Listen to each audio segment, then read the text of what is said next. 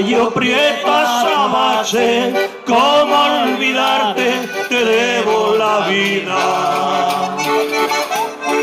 Cuando iban a fusilarme las fuerzas leales de Pancho Villa, aquella noche nublada, una avanzada me sorprendió.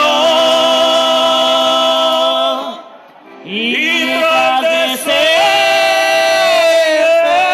desarmado, fui sentenciado al paredón.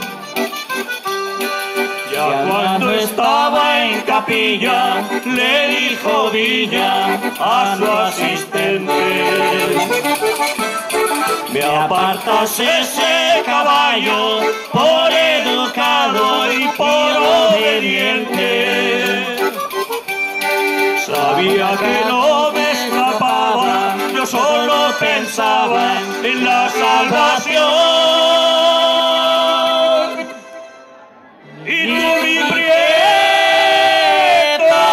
azabache, también pensabas igual que yo. Recuerdo que me dijeron: pide un deseo para justiciarte.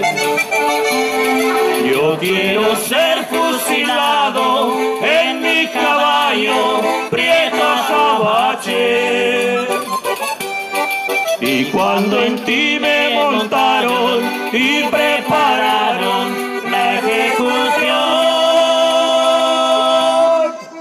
mi voz de mando esperaste y te abalanzaste contra el pelotón.